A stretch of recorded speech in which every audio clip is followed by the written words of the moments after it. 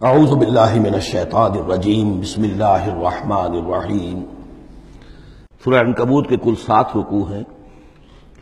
پہلا رکوع جیسا کہ میں عرض کر چکا ہوں کہ قرآن مجید کے اہم ترین مقامات میں سے ہے، خاص طور پر دعوت اور تحریک اور اللہ تعالیٰ کے دین کے غلبے کی جد و جہد میں جو مسائل درپیش ہوتے ہیں کارکنوں کو، اس دور میں جب کہ پرسیکیوشن ہو، ستایا جا رہا ہو، مشکلات آ رہی ہوں، قربانیاں دینی پڑیں، تو اس کے جتنے بھی مسائل پیدا ہوتے ہیں ان سب کا بہت ہی جامع جو بیان ہے اور رہنمائی ہے وہ اس رکوع میں آ چکی ہے۔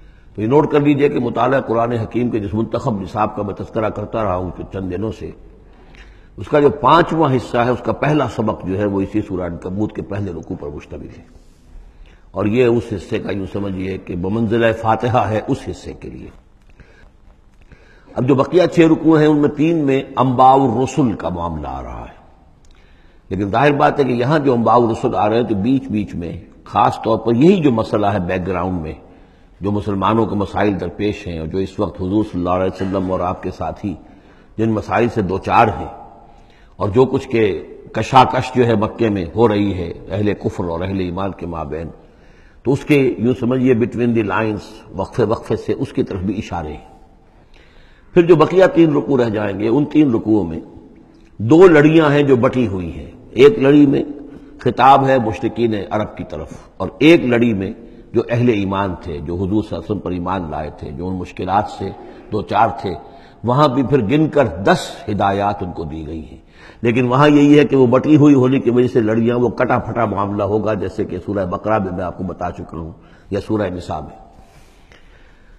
وَلَقَدْ أَرْسَلْنَا نُوحًا إِلَىٰ قَوْمِهِ، اور ہم نے بھیجا تھا نوح کو اس کی قوم کی طرف، فَلَبِثَ فِيهِمْ أَلْفَ سَنَةٍ إِلَّا 50 عاما، تو رہا ان کے مابین وہ 1000 برس سے صرف 50 برس کم، 950 برس۔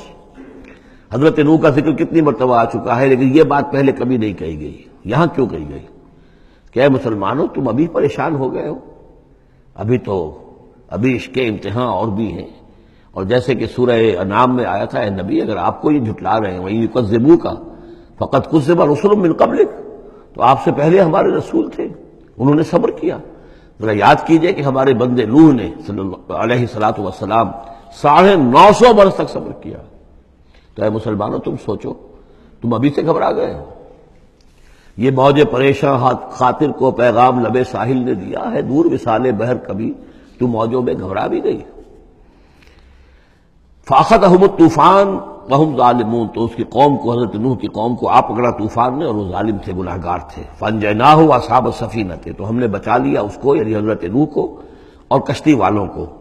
وَجَعَلْنَاهَا آیَةً لِّلْعَالَمِينَ، اسے ہم نے بنا دیا تمام جہانوں کے لیے، تمام جہان والوں کے لیے ایک نشانی۔ وَإِبْرَاهِيمَ، اور ہم نے بھیجا ابراہیم کو، اذ قال لقومہ، جبکہ اس نے کہا اپنی قوم سے، اعبدوا اللہ واتقوہ، اللہ کی بندگی اختیار کرو اور اس کا تقوی اختیار کرو۔ ذالکم خیر لکم ان کنتم تعلمون، یہی تمہارے لیے بہتر ہے اگر علم رکھتے ہو۔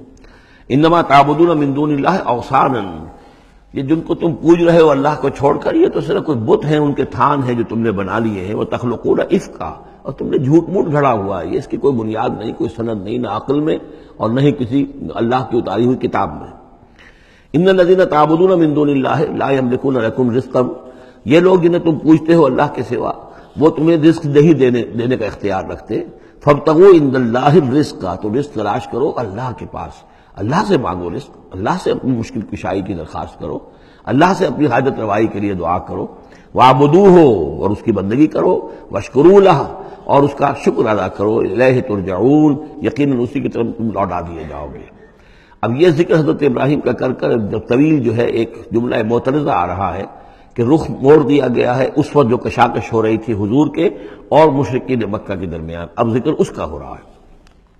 وَإِن تُكَذِّبُوا، گویا کہ اب خطاب ہو رہا ہے اہل مکہ سے، اور اگر تم جھٹلا رہے ہو فقد کذب امم من قبلکم، تو دیکھو تم سے پہلے بہت سی قوموں نے جھٹلایا۔ وما علی الرسول الا البلاغ المبین، اور ہمارے رسول پر محمد پر صلی اللہ علیہ وسلم کوئی ذمہ داری نہیں ہے سوائے واضح طور پر اور صاف صاف پہنچا دینے کے۔ اولم یروا کیف یبدی اللہ الخلق ثم یعیدہ، کیا وہ دیکھتے نہیں ہے کیسے اللہ تعالیٰ تخلیق پہلی مرتبہ کرتا ہے پھر وہ دوبارہ بھی کرے گا۔ ان ذلک علی اللہ یسیر، اور یہ اللہ تعالیٰ پر بہت آسان ہے۔ قل سیروا فی الارض فانظروا، اور تو ان سے کہیے کہ ذرا گھومو پھرو زمین میں اور دیکھو کیف بدا الخلق، کیسے اللہ تعالیٰ پہلے تخلیق کیا ہے اس نے خلق کو، ثم اللہ ينشئ النشأة الآخرہ، پھر اللہ اٹھائے گا یا اٹھاتا ہے۔ دنیا میں بھی ہو رہا ہے کہ کھیتی جو ہے وہ ختم ہو گئی، پھر اگلی پھر فصل آ گئی، پھر فصل آ گئی، یہ تو ایک سائیکل چل رہا ہے، اور پھر یہ کہ اللہ تعالیٰ دوسری مرتبہ تمہیں اسی طرح اٹھا دے گا۔ نشأت آخرہ جو ہے آخرت کی جو تمہیں اٹھانا ہے وہ اللہ کے اختیار میں ہے۔ ان اللہ علی کل شیء قدیر، یقین اللہ ہر شے پر قادر ہے۔ یعذب من یشاء ویرحم من یشاء، وہ جس کو چاہتا ہے عذاب دیتا ہے دے گا، اور جس کو چاہے گا رحم فرمائے گا۔ وإلیہ تقلبون، اور اسی کی طرف تم لوٹا دیے جاؤ گے۔